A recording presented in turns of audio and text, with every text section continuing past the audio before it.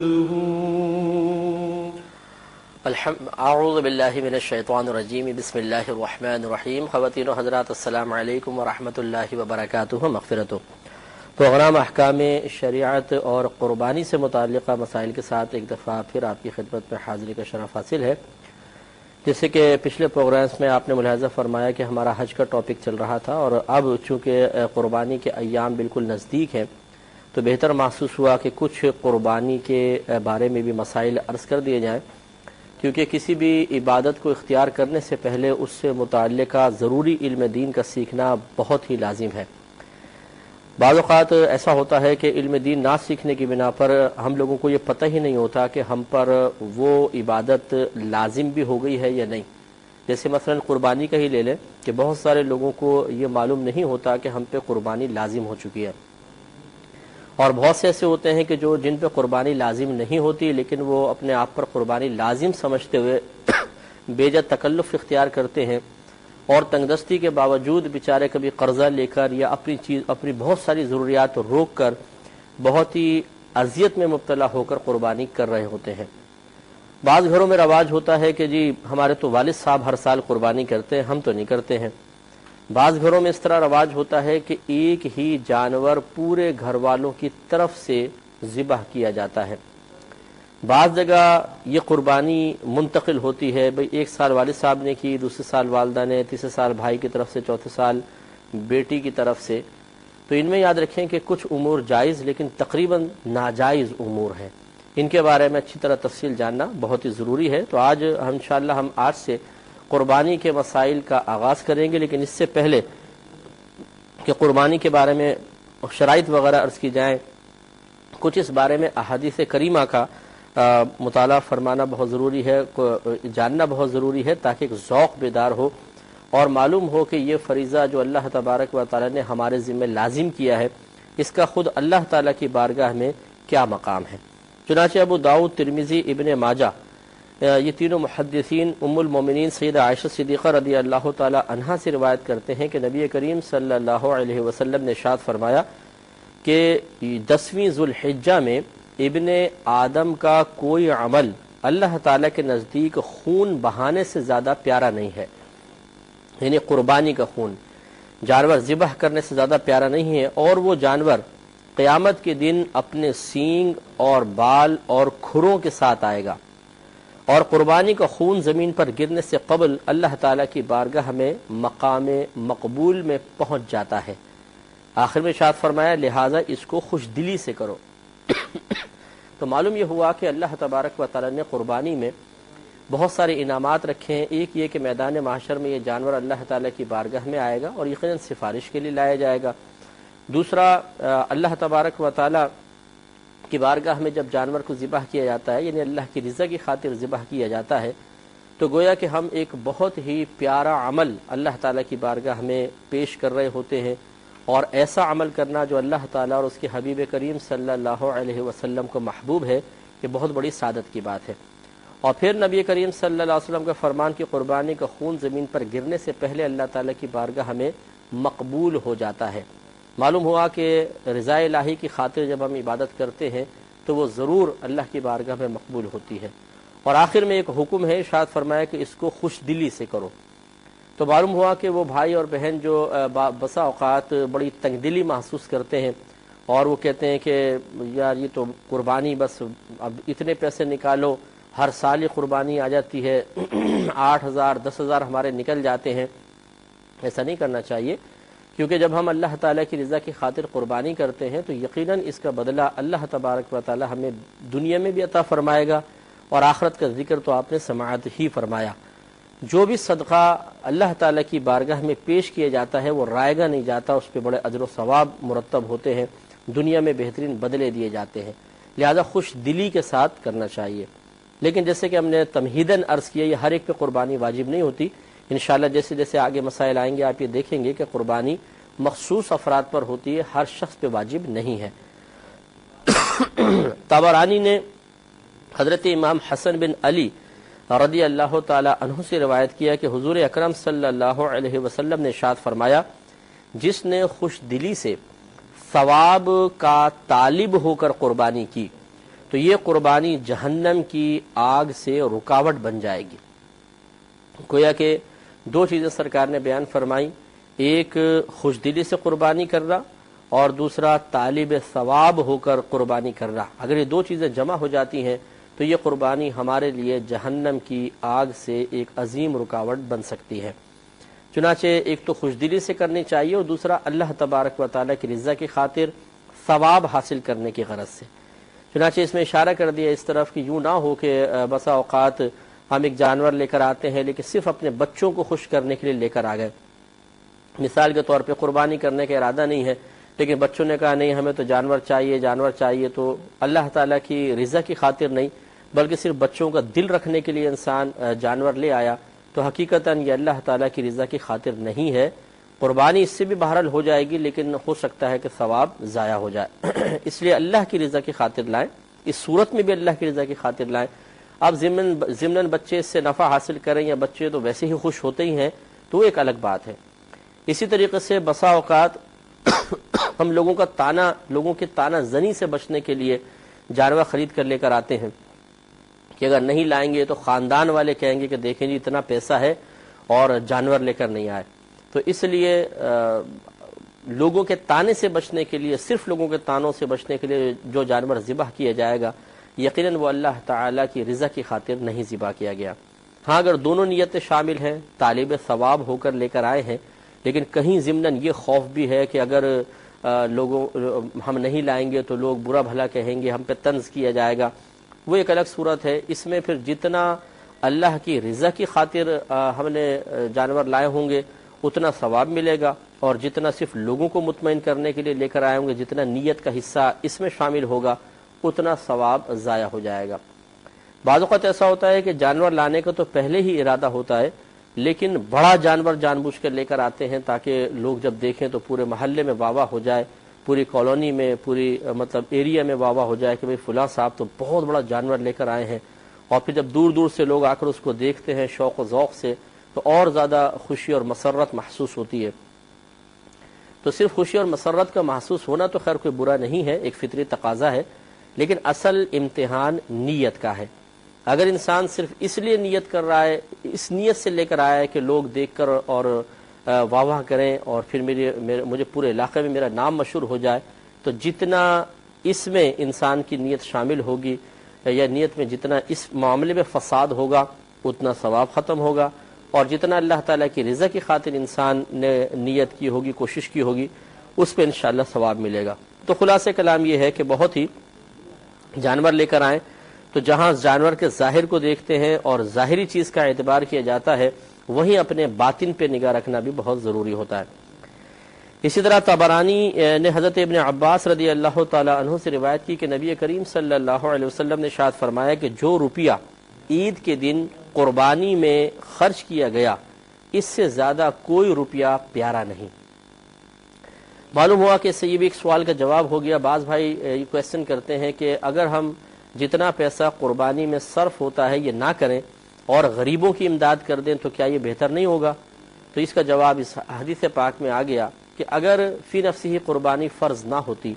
بلکہ نفل قربانی ہوتی تو اس میں ہمارا مشورہ یہی آپ کو ہوتا کہ نفل قربانی کے بجائے آپ یہ پیسہ غریبوں کی ضرورت میں خرچ کر دیجئے، بہت اچھی بات ہے۔ لیکن ایک ہے قربانی کا واجب ہونا، اور واجب قربانی جب ہے تو پھر یہ غریبوں کو نہیں دے سکتے، اس میں اگر آپ دیں گے تو یقینی سی بات ہے ترک واجب کی بنا پر گنہگار ہوں گے، لہٰذا اس دن تو یہی عمل پیارا ہے کہ جانور کو ذبح کیا جائے، اور اگر واجب ہے تو واجب کو پورا کیا جائے۔ بلکہ نفل میں بھی کوشش یہ ہونی چاہیے کہ آپ اس غریب کی امداد اگر گوشت کے ذریعے کر دیں تو بہت اچھا ہے کہ اس دن جانور کا ذبح کرنا بہت ہی بہتر ہوتا ہے۔ یہ ایک پہلے بات یاد رکھیں کہ ہمارے گھروں میں جو عموماً یہ ایک بات مشہور ہوتی ہے کہ جی ہمارے گھر میں تو قربانی ابا جان ہی کرتے ہیں، والد صاحب قربانی کرتے ہیں، کسی ایک آدھ کے اوپر ہم ذمہ داری ڈال دیتے ہیں اور وہی ہر سال بس قربانی کرتے رہتے ہیں۔ صحیح مسئلہ جاننے کی کوشش نہیں کی جاتی ہے کہ قربانی واجب کس پر ہوگی۔ اسی طریقے سے بعض اوقات یہ بھی غلطی کی جاتی ہے کہ ایک جانور لایا جاتا ہے جیسے بکرا بکری لے آئے اور کہتے ہیں یہ تمام گھر والوں کی طرف سے ہم قربانی کر رہے ہیں، تو یہ بھی غلط ہوتا ہے۔ اس کے بارے میں بھی انشاءاللہ میں آپ کی خدمت میں عرض کروں گا۔ تو پہلے یہ بات جان لیں کہ کس شخص پر قربانی واجب ہوتی ہے، لازم ہوتی ہے۔ قربانی ایک بات اچھی طرح یاد رکھیں کہ کسی گھر کے سرپرست یا گھر کے کفیل پر ہی لازم ہو، یہ کوئی قاعدہ شرعیہ نہیں ہے، بلکہ گھر کے ہر فرد میں شرائط دیکھی جائیں گی۔ قربانی کے 3 دن ہوتے ہیں، 10 ذوالحجہ، 11 اور 12۔ 10 ذوالحجہ کی شہر کے حساب سے جب عید کی نماز ہو چکے اس کے بعد سے قربانی کا وقت شروع ہوتا ہے، اور پھر اس کے بعد 12 کی غروب آفتاب تک رہتا ہے۔ 3 دن ہوتا ہے، دن میں بھی آپ قربانی کر سکتے ہیں، رات میں بھی کر سکتے ہیں، لیکن رات میں کرنا مکروہ ہے، دن میں کرنا افضل ہے، اور سب سے پہلا دن سب سے افضل ہوتا ہے۔ تو 10 ذوالحجہ، 11 اور 12، ان 3 دنوں میں ہر شخص اپنے گھر میں موجود جتنے بھی افراد ہیں جو بالغ ہیں وہ سب اپنے اندر ان شرائط کو تلاش کریں، جن جن کے اندر یہ شرائط پائی جائیں گی اس پر قربانی واجب ہوگی۔ تو آپ یہ دیکھیں گے کہ بعض اوقات ایسا بھی ہوگا کہ والد پر نہیں ہے، والدہ پر نہیں ہے، بیٹے پر نہیں ہے، لیکن بہو پہ قربانی واجب ہے کیونکہ وہ تمام شرائط کی جامع ہے۔ اسی طریقے سے کبھی والد پر بنتی ہے، کبھی والدہ پر بنتی ہے، کبھی سب پر بن رہی ہوتی ہے، ہر بیٹا بیٹی پہ قربانی بن رہی ہوتی ہے اور ہر ایک کو قربانی کرنا واجب ہوتا ہے، لیکن ہم توجہ نہیں کر پاتے، مسائل سے ناواقفی کی بنا پر واجب ادا نہیں ہوتا اور سخت گناہ گار ہوتے ہیں۔ تو لہٰذا اس کی چند شرائط ہیں۔ پہلی شرط یہ ہے کہ مسلمان ہونا، کافر پر قربانی واجب نہیں ہے، مسلمان پہ قربانی واجب ہے۔ ایسی اگر کوئی نان مسلم تھا اور وہ مسلمان ہوا ہے تو زمانہ کفر کی چاہے وہ کتنے مالدار کیوں نہ ہو اس پہ کوئی قربانی وغیرہ لازم نہیں ہوگی۔ دوسرا، عاقل ہونا، غیر عاقل شخص یعنی پاگل مجنون پہ قربانی واجب نہیں ہے۔ تیسرا، بالغ ہونا، نابالغ پہ قربانی نہیں ہوتی چاہے وہ کتنے ہی مالدار کیوں نہ ہو۔ چوتھا ہے مقیم ہونا، مسافر پر قربانی واجب نہیں ہے۔ مسافر کی شرعی تعریف یہ ہوتی ہے کہ جو شخص اپنے شہر کی حدود سے باہر نکل گیا ہو اور ارادہ یہ ہو کہ کم از کم 92 کلومیٹر دور جاؤں گا، تو جو اپنے شہر کی حدود سے باہر نکلا اس ارادے کے ساتھ کہ کم از کم 92 کلومیٹر دور جانا ہے، وہ شرعی طور پہ مسافر بنتا ہے۔ اب اگر یہ سفر طے کرتا ہوا کسی شہر میں پہنچ گیا اور وہاں 15 دن سے کم ٹھہرنے کی نیت کی ہے تب بھی یہ مسافر رہے گا۔ ہاں اگر کسی شہر میں پہنچ کر پھر 15 دن یا اس سے زیادہ ٹھہرنے کی نیت کی تو یہ مقیم کہلائے گا۔ تو مسافر پہ قربانی واجب نہیں ہے، مقیم پر قربانی واجب ہے۔ لہذا اگر آپ اپنے گھر پہ ہی ہیں آپ مقیم کہلائیں گے، یا آپ سفر کر کے گئے کسی اور شہر میں اور وہاں پر آپ نے ایک ہی شہر کے اندر 15 دن یا اس سے زیادہ ٹھہرنے کی نیت کر لی ہے تو آپ مقیم بن گئے، اور مقیم پر قربانی واجب ہوتی ہے۔ لیکن جیسے کہ میں نے آپ کو بتایا یہ شرائط قربانی کے 3 دنوں کے اندر دیکھی جاتی ہیں، جس میں 3 دنوں کے اندر چاہے پہلے دن، چاہے دوسرے دن، چاہے تیسرے دن بھی کسی میں شرائط پائی جائیں گی اس پہ قربانی واجب ہوگی۔ تو نمبر 1 مسلمان ہونا، نمبر 2 عاقل ہونا، نمبر 3 بالغ ہونا، اور نمبر 4 مقیم ہونا۔ اس کے بعد 5واں ہے مالک نصاب ہونا۔ مالک نصاب تقریباً زکوٰۃ سے ملتا جلتا ہے لیکن اس میں تھوڑا سا فرق ہوتا ہے۔ مالک نصاب وہ شخص کہلائے گا جس کے پاس 7.5 تولہ سونا یا 52.5 تولہ چاندی یا اتنا کیش روپیہ ہو جس سے وہ 52.5 تولہ چاندی خرید سکتا ہو، جو میرے خیال میں آج کل 62,000 63,000 تک کی آ رہی ہوگی، کیونکہ ریٹ ذرا اوپر نیچے ہوتے رہتے ہیں۔ بہرحال آپ کسی سنار سے پتہ کر لیں، جس وقت آپ حساب کرنے لگیں تو 52.5 تولہ چاندی کے برابر اگر کیش موجود ہے تو وہ مالک نصاب ہے۔ تو 7.5 تولہ سونا ہو یا 52.5 تولہ چاندی یا اتنا روپیہ جس سے آپ 52.5 تولہ چاندی خرید سکتے ہوں، یا پھر آپ کے پاس مال تجارت بیچنے کی غرض سے ایسا مال رکھا ہوا ہے کہ جس کی مالیت 52.5 تولہ چاندی کے برابر پہنچ جائے۔ اس کے علاوہ آپ کی ضرورت سے زائد جتنا بھی سامان ہے اس کی مالیت اگر 52.5 تولہ چاندی کے برابر پہنچ جائے تو قربانی واجب ہے۔ مثال کے طور پہ علماء نے لکھا کسی کے گھر میں 6 کمرے ہیں، جو گھر کا مالک ہے ہم اس کی بات کر رہے ہیں، 4 کمرے یوز ہوتے ہیں، 2 کمروں میں ایسی تالا پڑا ہوا ہے کسی کام میں استعمال نہیں ہوتے، تو ان 2 کمروں کی قیمت کا بھی اعتبار کیا جائے گا۔ اور یہ یاد رکھیں کہ زکوٰۃ کے نصاب پہ سال گزرنا شرط ہے، قربانی کے نصاب پہ سال گزرنا شرط نہیں ہے۔ چنانچہ اگر قربانی کے 3 دنوں میں پہلے دن اس کو اچانک مال مل گیا کہیں سے تو چاہے ابھی تو یہ ہاتھ میں آیا ہے لیکن فوراً قربانی واجب ہو جائے گی۔ تو ایک مسلمان ہونا، دوسری شرط ہے عاقل ہونا، تیسرا بالغ ہونا، چوتھا مقیم ہونا، اور پانچواں مالک نصاب ہونا۔ یہ بھی دیکھا جاتا ہے کہ اس شخص پہ کچھ قرضہ تو نہیں ہے، بالفرض اگر وہ مالک نصاب ہے اور اس کے اوپر قرضہ بھی ہے تو پھر یہ دیکھا جائے گا کہ اگر اس کا قرضہ ادا کر دیا جائے، یعنی جو اس کے پاس موجودہ مال ہے اس سے قرضہ ادا کر دیا جائے، تو ادائیگی قرض کے بعد کیا پھر بھی نصاب باقی رہے گا؟ اگر ایسا ہے تو قربانی لازم ہوگی، لیکن اگر یہ یقین ہے کہ اگر میں قرضہ ادا کر دیتا ہوں تو پھر یہ نصاب باقی نہیں رہے گا تو قربانی واجب نہیں ہوگی۔ یہ بھی ذرا دیکھا جائے گا۔ اچھا، اگر ہم نے کسی کو قرضہ دیا ہوا ہے، مثال کے طور پر میرے پاس ابھی کچھ بھی نہیں ہے لیکن میں نے 4 لاکھ روپے کسی کو دیے ہیں، 5 لاکھ روپے کسی کو دیے ہوئے ہیں، تو علماء نے فرمایا کہ اس شخص پہ بھی قربانی واجب ہو جائے گی، اس لیے کہ بہرحال یہ مالک تو ہے، جو کسی سے قرضہ لے کے قربانی وغیرہ کر لے اور بعد میں جب وہ ملے تو یہ اس کو قرض لوٹا لے، تو اس لیے یہ قربانی کی شرائط ذرا دیکھی جائیں۔ اب آپ ذرا تھوڑا سا ٹھنڈے دل کے ساتھ، سکون کے ساتھ ذرا حساب کریں۔ مثال کے طور پہ ایک گھر ہے جس میں ایک والد ہیں،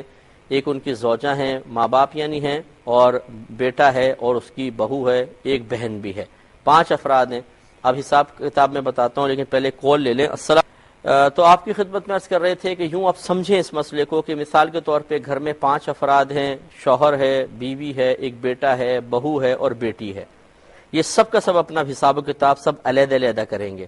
مثلا والد صاحب مسلمان ہیں، عاقل ہیں، بالغ ہیں، مقیم بھی ہیں، تو یہ دیکھیں کہ ان کے پاس کتنا مال ہے، یہ اپنے مال کا خود حساب کریں، سونا ہے، چاندی ہے، روپیہ ہے، مال تجارت ہے،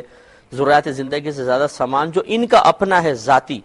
وہ سب کا حساب کر کے یہ دیکھیں۔ ماں اپنا حساب کریں، یعنی بیوی جو ان کی زوجہ ہیں وہ اپنا زیور لے اور پیسہ لے، اور جو گھر میں ان کی ذاتی ملکیت کا سامان ہے جو ضرورت زندگی سے زیادہ ہے۔ مثال کے طور پہ بعض خواتین ایسی ہوتی ہیں جن کے پاس جوتے بہت سارے ہوتے ہیں، کچھ آؤٹ آف فیشن ہو جاتے ہیں، کچھ فیشن والے جوتے ہوتے ہیں۔ اب وہ جو آؤٹ آف فیشن رکھے ہوئے ہیں ان کا اگر اس موجودہ دور کے اعتبار سے قیمت کا حساب کتاب لگایا جائے، ایسے پرانے کپڑے رکھے ہوئے ہیں اور ان سب کا حساب کتاب بنایا جائے، ڈیکوریشن پیسز وغیرہ ہیں، یہ ضروریات زندگی سے زیادہ چیزیں ہوتی ہیں، ان سب کا حساب کرنا پڑے گا، تو پھر وہ دیکھیں کہ ٹوٹل کتنا بنا۔ اس طرح بیٹا اپنا حساب کرے، بہو اپنے زیور وغیرہ کا حساب کرے، بیٹی اپنا کرے۔ معلوم ہوا کہ سب کے سب مالک نصاب ہیں بالفرض، تو 5 قربانیاں واجب ہوں گی۔ اب یہ نہیں کہ وہ فوراً ابا جان آپ تو کرتے ہیں ماشاءاللہ آپ ہی کریں، ہر سال آپ ہی کرتے ہیں، ٹھیکہ ہم نے آپ کو دیا ہوا ہے اور ابا جان قربانی کا بکرا بنے ہوئے ہیں، یہ غلط طریقہ ہے۔ ہر شخص اپنی اپنی قربانی خود کرے گا۔ یہ الگ بات ہے کہ وہ پیسے دے دیں، والد صاحب سب کا جانور لے آئیں یا ایک گائے لے آئیں، اس میں ساروں کے حصے ہو جائیں، وہ الگ مسئلہ ہے، لیکن بہرحال قربانی سب اپنی اپنی کریں گے جو مالک نصاب ہوگا۔ تو جتنے سننے والے ان سے گزارش ہے کہ اپنا حساب و کتاب کریں اور دیکھیے کہ آپ پہ قربانی بن رہی ہے یا نہیں بن رہی۔ ایک ضروری مسئلہ یہ بھی یاد رکھیں کہ جو حاجی صاحبان ہوتے ہیں جو حج قران کر رہے ہوں یا حج تمتع کر رہے ہوں، ان پر ایک تو حج کے شکرانے کے طور پہ قربانی واجب ہوتی ہے، وہ چاہے کوئی مالک نصاب ہو یا نہ ہو ان کو کرنی ہی ہوتی ہے،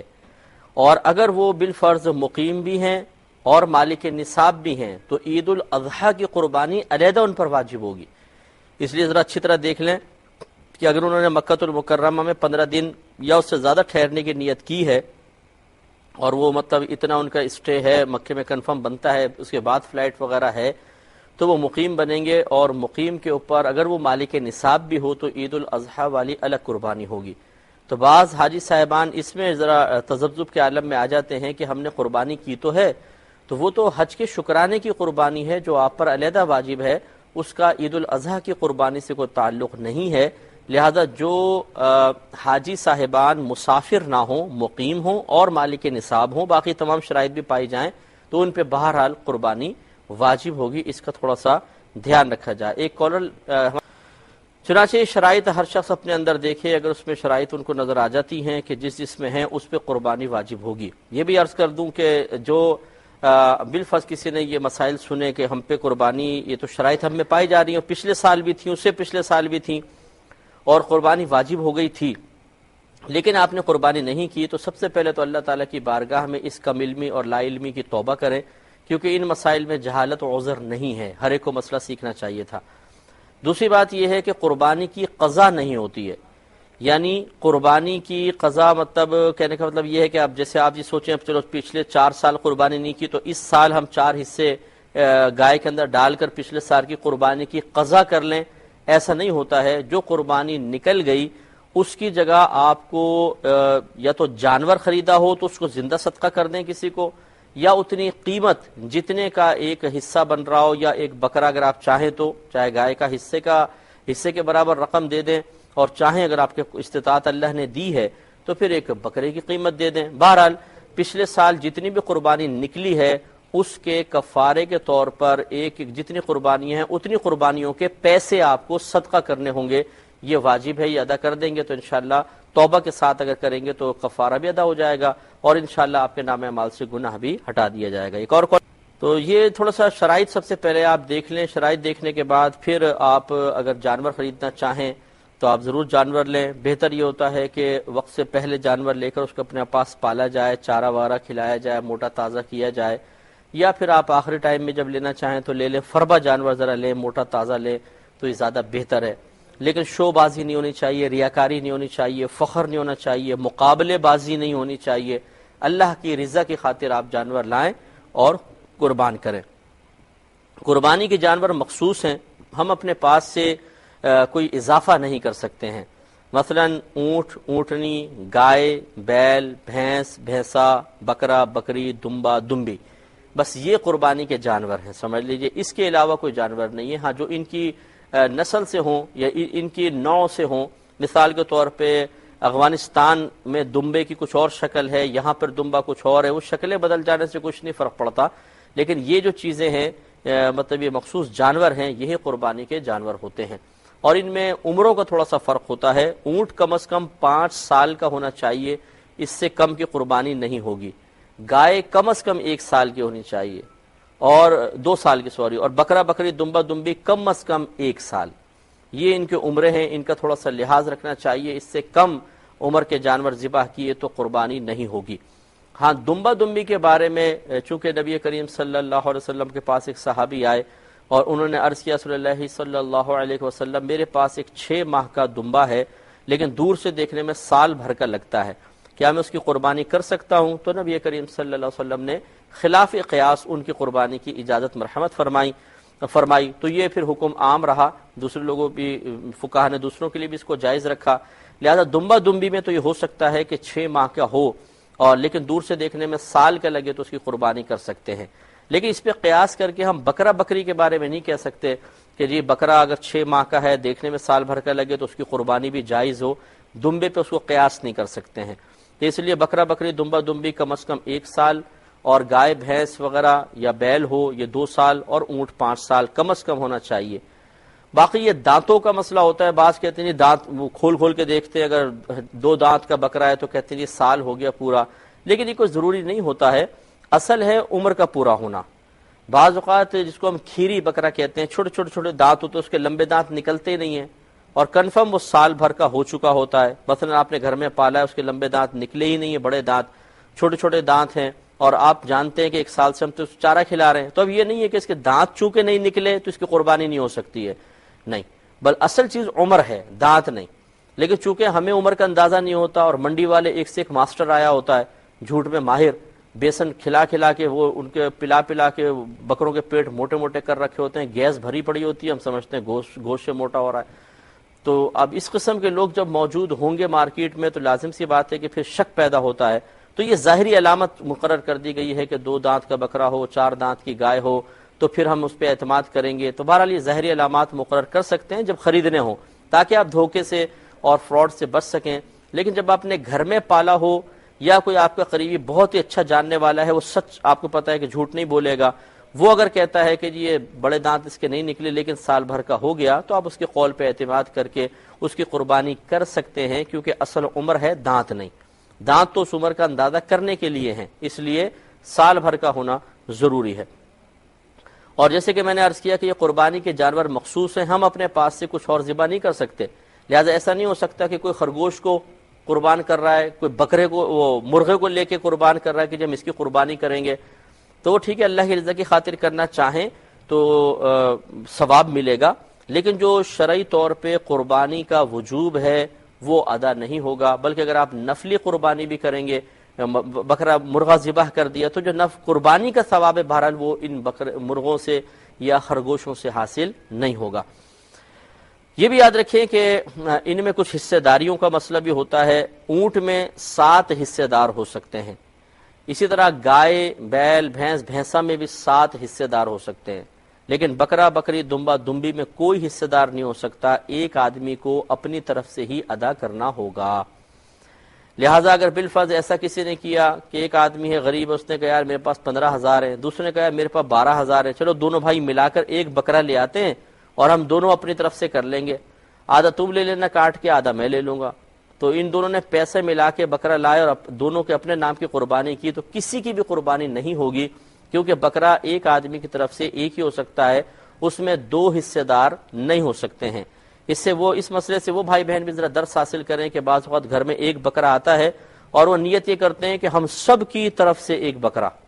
تو وہ کسی کی بھی طرف سے نہیں ہوتا ہے، یاد رکھیں۔ ایک آخری مسئلہ میں عرض کرتا ہوں، پھر اپنے ان سوالات کے جوابات کی طرف آئیں گے، کہ یاد رکھیں کہ جس پر قربانی واجب ہے، جیسے شرائط جس میں پائی جائیں ہم نے بتایا، اسے قربانی ضرور کرنی ہوگی۔ یہ نہیں ہو سکتا کہ وہ کہے کہ اس سال میں نہیں کرتا ہوں، دوسرا کر لے،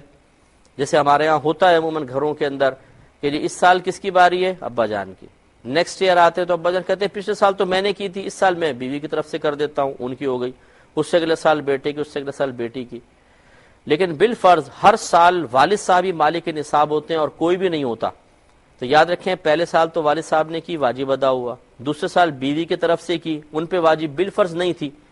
تو ان کی طرف سے نفلی ہوگی، اور واجب چونکہ والد صاحب پہ تھی اور انہوں نے نہیں کی ہے تو یہ گناہ گار ہوں گے۔ تیسرے سال پھر اگر والد صاحب پہ واجب تھی لیکن بیٹے کی طرف سے کر دی، وہ نفل ہوئی، واجب ابھی تک باقی رہا، یہ گناہ گار ہوں گے۔ تو اس لیے یہ شرعی مسئلے کو ہم بہت ہی دائرہ ادب میں رہ کے آپ سے گزارش کرتے ہیں کہ شرعی مسائل کو کھیل نہ بنایا جائے، ان کو تباہ آزمائی کا ذریعہ نہ بنایا جائے، اپنی مہارت اور ذہن کی صلاحیت کی آزمائش کا ذریعہ نہ بنایا جائے، اٹکل پچو نہ کیے جائیں، تکے نہ مارے جائیں، بلکہ یہ دین ہے، قرآن و حدیث کا نچوڑ ہے، علماء سے رجوع کریں، مسند مفتیان کرام سے بات کریں اور پھر ان پر عمل کرنے کی کوشش کریں، ورنہ قدم قدم پہ انسان گناہ گار ہوتا ہے، اسے پتہ بھی نہیں چلتا ہے، اور وہ سمجھ رہا ہوتا ہے کہ میرے درجات اللہ کی بارگاہ میں بلند ہو رہے ہیں، حالانکہ وہ اللہ کی بارگاہ سے رد کیا جا رہا ہوتا ہے، اللہ تعالیٰ کو اس پہ غضب متوجہ ہو رہا ہوتا ہے، رحمت متوجہ نہیں ہو رہی ہوتی۔ جیسے کہ ہم نے آپ کو بتایا تھا کہ قربانی ہر شخص پر واجب نہیں ہوتی اور ہر شخص پر معاف بھی نہیں ہوتی، اس کے لیے ضروری ہے کہ ہم اس بات کو جانیں کہ وہ کون سی شرائط ہیں جو گھر کے کسی بھی فرد میں پائی جائیں تو اس شخص پر قربانی واجب ہو جاتی ہے۔ اس لیے ہم نے آپ کو سمجھایا تھا کہ اصل قربانی کے وجوب کا تعلق شرائط کی موجودگی یا عدم موجودگی سے ہے، اس سے نہیں ہے کہ گھر کا سرپرست کون ہے، کس کے خرچے سے گھر چل رہا ہے، گھر کا بڑا کون ہے، گھر کا کفیل کون ہے۔ اس لیے قربانی کے 3 دنوں میں خاص طور پر گھر کے ہر فرد کو چاہیے کہ وہ حساب و کتاب کریں اور غور و تفکر کریں، جن کے اندر یہ شرائط قربانی کی پائی جائیں اس پہ قربانی واجب ہے، جن میں نہ پائی جائیں ان پہ واجب نہیں ہے، لیکن یہ قربانی کے 3 دنوں میں شرائط موجود ہونی چاہیے۔ مثال کے طور پہ بھی قربانی میں دن کافی موجود ہیں، ابھی کسی کے اندر مکمل شرائط موجود ہیں، لیکن قربانی کے 3 دن شروع ہونے سے پہلے یعنی 10 ذوالحجہ سے پہلے اچانک مفلسی آ گئی اور اس کے ہاتھ سے تمام مال جاتا رہا، اس پہ قربانی واجب نہیں ہوگی۔ اور اسی طرح اگر کوئی ابھی تنگ دست ہے لیکن قربانی کے پہلے دن، دوسرے دن، اس کے بعد کثیر مال آ گیا یا ایسی چیز آ گئی جس سے وہ شرائط کا حامل ہو گیا، اس میں شرائط موجود ہو گئیں تو قربانی لازم ہو جائے گی۔ اور میں نے آپ کو بتایا تھا قربانی کی کچھ شرائط ہوتی ہیں، نمبر 1 مسلمان ہونا، نمبر 2 عاقل ہونا، نمبر 3 بالغ ہونا، نمبر 4 مالک نصاب ہونا۔ مالک نصاب ہونے میں اس مالک نصاب ہونے میں اور زکوٰۃ کے مالک نصاب ہونے میں بڑا فرق ہوتا ہے۔ قربانی کے سلسلے میں اچھی طرح یاد رکھیں کہ اگر کسی کے پاس 7.5 تولہ سونا ہے یا 52.5 تولہ چاندی ہے یا اتنا روپیہ ہے جس سے 52.5 تولہ چاندی خریدی جا سکتی ہے، یا اتنا تجارت کا مال ہے جس سے 52.5 تولہ چاندی خرید سکتے ہیں، یا گھر میں ضروریات زندگی سے زیادہ کسی بھی شخص کی ملک میں اتنا سامان ہے کہ جس کی مقدار 52.5 تولہ چاندی تک پہنچ سکتی ہو۔ اسی طریقے سے کوئی فالتو پلاٹ رکھا ہوا ہے، فالتو مکان رکھا ہوا ہے ضرورت سے زائد، وہ تمام کا تمام کاؤنٹ ہوگا۔ اور اس میں حتیٰ کہ فقہا نے یہاں تک لکھا ہے اگر آپ نے کوئی مکان کرائے پر دیا ہوا ہے، مثال کے طور پر کرائے پر، تو اس مکان وہ چونکہ آپ کی ضرورت سے زائد ہے، بعض نے کہا مکان پہ نہیں ہوگی کرائے پر ہوگی آنے والے، لیکن صحیح یہی ہے کہ جو ضرورت سے زائد چیز ہوتی ہے اس تمام کو کاؤنٹ کرتے ہیں، لہذا کرائے کے مکان اگر آپ نے 2-3 کرائے یا دکانیں کرائے پہ چڑھائی ہوئی ہیں ان کی قیمت کا بھی اعتبار ہوگا۔ تو اب آپ دیکھ لیجئے، اچھا پھر اس کے علاوہ ایک شرط یہ بھی ہے کہ مقیم ہو، مسافر نہ ہو۔ اب غور فرد کو والد صاحب علیحدہ اپنا حساب کریں، والدہ، بیٹا، بیٹی، بہو سب اپنا اپنا حساب کریں کہ ان کی ملک میں یہ نصاب ہے یا نہیں۔ اور یہ بھی یاد رکھیں اگر ایک چیز سے نصاب مکمل نہیں ہو رہا، مثال کے طور پہ سونا 1 تولہ پڑا ہوا ہے، لیکن کسی بہن کی ملک میں کچھ ایسے جوڑے پڑے ہوئے ہیں جو اضافی ہیں جن کو نہیں پہنتی، چاہے وہ سردی کے ہیں چاہے گرمی کے ہیں، چاہے شادی والا جوڑا ہے، کہ اگر اس کی قیمت بھی نکالی جائے اور اس 1 تولہ سونے کی قیمت نکال کر ان دونوں کو ملا لیا جائے تو نصاب مکمل ہو جائے، یعنی 52.5 تولہ چاندی کے برابر رقم پہنچ جاتی ہے، تو یاد رکھیں کہ قربانی واجب ہو جائے گی۔ اس سے آپ کو اندازہ ہوا ہوگا کہ بہت سارے بھائی اور بہن ایسے ہیں جو بڑے ہی معصومانہ انداز میں کہتے ہیں ہمارے پاس کیا ہے کہ ہم قربانی کریں، ہم تو خود غریب سے ہیں، اور اس غریب کا حساب و کتاب بنا لیا جائے تو پتہ چلتا ہے کہ اتنا مال موجود ہے کہ کئی سالوں سے قربانی بن رہی ہے۔ اور یہ میں مسئلہ آپ کو پہلے بتا چکا ہوں کہ اگر سابقہ سالوں میں آپ قربانی نہیں کر سکے تھے تو اب نہیں کر سکتے ہیں، اب اتنی قیمت صدقہ کرنا واجب ہوگا، کسی غریب کو دے دیں اتنی قیمت جتنی قربانی ہوتی ہے۔ یہ مثلا آسانی کے لیے کہ اس وقت جو گائے کا حصہ چل رہا ہو کہیں سے معلوم کر لیں، اتنے حصے کے پیسے ایک قربانی کے بدلے میں گویا کہ آپ کو دینے ہیں۔ اب مثال کے طور پہ آپ سابقہ 6-7 سالوں سے قربانی نہیں کر رہے تو 6 یا 7 سال کی قربانی بن گئی، اس 6 یا 7 کو موجودہ جو حصہ سے ملٹیپلائی کر لیں، ضرب دے دیں، جو حاصل ضرب آئے گا اتنی رقم گویا کہ آپ کو اپنے سابقہ قربانی میں کی گئی کوتاہی کے کفارے کے طور پہ صدقہ کرنی ہے، تو آپ بری ذمہ ہو سکتے ہیں اور توبہ علیحدہ کرنی ہوگی۔ اور یہ بھی میں نے آپ کو سمجھایا تھا، یہ میں اس لیے بار بار مسئلہ عرض کر رہا ہوں کہ بہت ہی غلط ہمارے ہاں رواج ہیں کہ ہمارے ہاں بعض وقت کہتے ہیں کہ اس سال ابا جان نے کی ہے، اگلی سال امی جان کی طرف سے ہوگی، اس سے اگلے سال بیٹے کی طرف سے، اس سے اگلے سال بیٹی کی طرف سے۔ اس بات کو جانے بغیر، اس بات کا حساب و کتاب کیے بغیر کہ کس پر قربانی واجب ہو رہی ہے، بس یہ ایک ایک آدمی کرے گا ہر سال، غلط طریقہ ہے۔ جس پر واجب ہے اسے تو کرنی ہی پڑے گی۔ اگر آپ کسی اور کی طرف سے کرنا چاہتے ہیں اس کی دلجوئی کے لیے، اس کی خوشی کے لیے، تو پھر آپ اضافی ایک جانور لے کر آئیں یا ایک گائے میں حصہ ڈال لیں تاکہ آپ کو کم پیسوں میں ہو جائے، بکرا لانا کوئی ضروری نہیں ہے، تو 2 حصے بنائیں۔ جس پہ واجب ہے گویا کہ وہ تو ضرور کرے گا، اس کے علاوہ کسی اور شخص کی طرف سے آپ کرنا چاہتے ہیں جس پہ قربانی واجب نہیں ہے تو اس کی تو نفل ہوگی، اس نفل کے لیے علیحدہ پیسہ دینا پڑے گا، ذہن میں رکھیں۔ پھر میں نے آپ کو یہ بھی بتایا تھا کہ جانور مخصوص ہیں، شریعت نے جانوروں کو مخصوص کر رکھا ہے، ایسا نہیں کہ کوئی بھی جانور ذبح کر لیں۔ اس میں بھیڑ اور دمبا، بکرا، بکری، دمبی یہ سب شامل ہیں، گائے، بھینس، بیل اور بھینسا، یہ اسی طرح نر، اونٹ اور مادہ، یہ سب کے سب شامل، یہ قربانی کی جانور ہے۔ گویا کہ بکرا اور گائے اور اونٹ یہ بنیادی ہیں، ان میں پھر مذکر مؤنث جتنے بھی ہوتے ہیں سب یہ قربانی کے جانور کہلاتے ہیں۔ ان کی عمریں بھی آپ کو بتائیں کہ اونٹ کم از کم 5 سال کا ہونا چاہیے، گائے کم از کم 2 سال کی ہونی چاہیے، بکرا بکری کم از کم 1 سال کا۔ ہاں اگر دمبا یا دمبی 6 مہینے کا ہے یا اس سے تھوڑا سا زیادہ ہے لیکن سال بھر کا نہیں ہوا، لیکن دور سے دیکھنے میں سال بھر کا لگے، فربا ہے، تو یہ خلاف قیاس نبی کریم صلی اللہ علیہ وسلم نے اس کی اجازت دی ہے کہ اس کو ذبح کر سکتے ہیں۔ ایک مختصر سا بریک لیں گے، تو آپ کو بتا رہے تھے کہ جانور مخصوص ہیں، ان کی عمریں بھی مخصوص ہیں، لیکن ایک کالر منتظر ہیں وہ بھی۔ تو جانور آپ کو بتائے ان میں عمریں بھی متعین ہیں، اونٹ میں کم از کم 5 سال، گائے میں کم از کم 2 سال، بکرا بکری دمبا دمبی میں کم از کم 1 سال،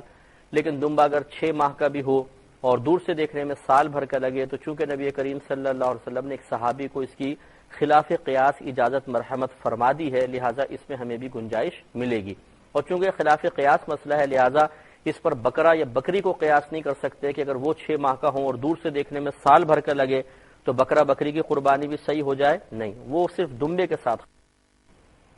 باقی آپ کو یہ بھی بتایا تھا کہ دانتوں کا بکروں کی عمر سے کوئی تعلق نہیں ہوتا، یعنی ہم بعض اوقات اندازہ تو کرنے کی کوشش کرتے ہیں کہ بکرے کے 2 دانت نکل آتے ہیں، بڑے والے تو ہم کہتے ہیں 1 سال کا ہو گیا، گائے کے 4 دانت دیکھ لیتے ہیں، اونٹ کے 4 دانت دیکھ لیتے ہیں، لیکن حقیقتاً ان کا عمر کے ساتھ ایسا کوئی تعلق نہیں ہے۔ یہ یوں کہہ لیجئے کہ ان دانتوں کا